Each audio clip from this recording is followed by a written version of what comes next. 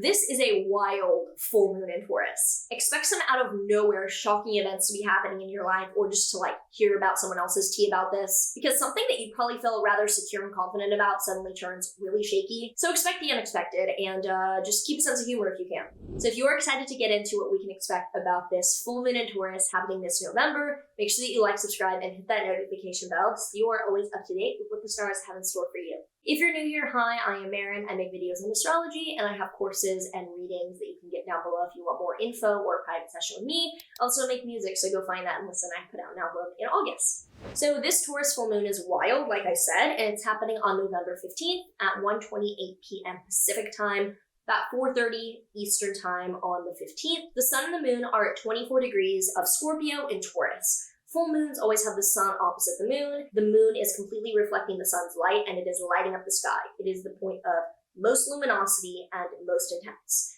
It is why there's heightened parties and also heightened emergencies during this time. It's just heightened energy, and this one is quite an energy. So the moon, thankfully, is exalted in Taurus. When a planet or the sun or the moon is exalted, it's in the most regal, benefited possible position it can be. So generally, the moon in Taurus is going to show that there's an element of feeling great and being grounded, happy, stable, generous, and feeling fulfilled. There's a satiated quality to the moon in Taurus. However, the third decan of Taurus and this last third is associated with the Seven of Pentacles tarot card, which is a little bit challenging. Taurus is ruled by Venus, the planet of luxury and beauty, but this third part of Taurus is associated with Saturn. And it's also called, the card is called the Lord of Failure. It can be about things that you don't have control over, that you just kind of have happen to you, and there's nothing you can do. So often it's oh, well, I am okay with my actions, but there's nothing I could have done about this. Now, the moon is also conjunct Uranus, and that is the main kind of chaos of this entire thing. It's tightly applying to conjoin Uranus. Uranus is disruption, chaos, volatility, electricity, woe, shock, energy. So with the moon in Uranus, even though, it's in Taurus, that's very, very earthquake upset energy. I would actually expect there to be an earthquake around this time. I'm in LA and I'm please don't wake me up again. Please, not here this time. But then again, maybe here, so we can deal with it. You're probably going to be upset or unhappy about the way that something has turned out, although it's not really your fault. You got what you wanted and you are upset and not too happy about it, and you were stubborn and you got it, and now you have to deal with it. So the sun is in the third decan of Scorpio. So Scorpio is ruled by Mars. Scorpio season is Mars, intense and serious and stuff. But this last third of Scorpio is ruled by Venus, which kind of adds a little bit of ease to it, but it's associated with the Seven of Cups card, also called the Lord of Delusion, which is more about not being anchored in reality and not being anchored in what's really there. This is showing that you probably got what you wanted, but it shocked you when you actually got there because you're I didn't want this. You wanted it, but you didn't want what happened. So there's this being out of touch with what's in front of you and showing that you were stubborn and you got what you wanted, so why are you shocked energy. Thankfully, this full moon is sextile trine Neptune, so there's an energy of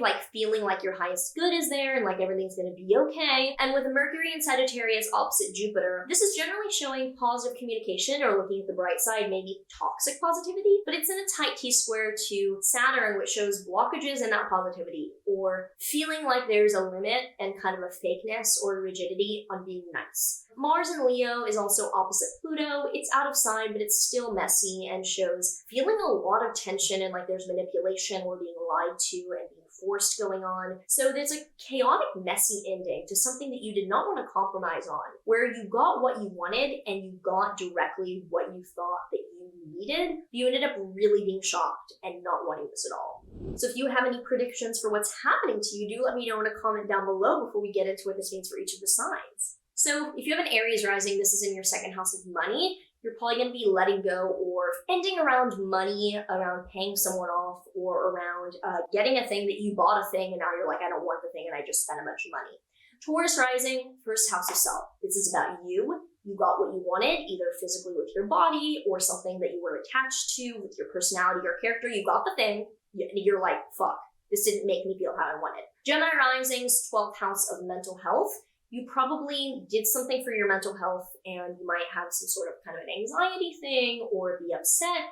Maybe you tried something like medication or a therapy and it did not have the desired result and you're not happy with that. For Cancer rising, it's in your 11th house of networking and groups. Looks like there could be a social falling out or issue or disruption. For Leo rising, it's in your 10th house of career. Looks like there's something disruptive around your job and career. For Virgo risings, it's in your 9th house of travel and education. Could be really, really strange situation with traveling far, like long distance, or chaos at school. For Libra rising, it's in your 8th house of investments and complicated finances. There could be sudden chaos with loans, taxes, assets, things that you owe other people. For Scorpio rising, it's in your 7th house of committed relationships. A partner is probably acting batshit, and it could lead to an ending or just kind of a fight. For Sag risings, it's in your 6th house of physical health or coworkers. You might be having a flare-up of some kind of a physical injury or issue. You could also be letting go of people that work for you. For Capricorn rising, it's in our 5th house of dating, romance, or creativity. Could be also kids, so you could be having something wild happen around dating and romance. I'm like, please have it be something creative. I don't need more drama. It could also be something creative and artistic randomly happening. For Aquarius rising, it's in your 4th house of home or family, so you could have a disruption with where you live or property. And for Pisces rising, this is in your 3rd house of day-to-day communication and writing, so you could have an issue technologically with communication, scheduling, or social media. The tarot card that we have here for this full moon is the 7 of Cups. So that's actually quite funny because that's literally the card that the Scorpio sun is like in this part of the sky. Yeah, this shows disillusionment and feeling like you got what you wanted and it feels empty. So just know that if there's something you wanted to achieve and you get it, you might be like, fuck, like this is shockingly not what I wanted. So again, it's not bad, it's just chaos. Tea at least. It could be entertaining. Anyway, let me know how you're feeling down below and any plans that you have for this full moon, and I will see you in the next one.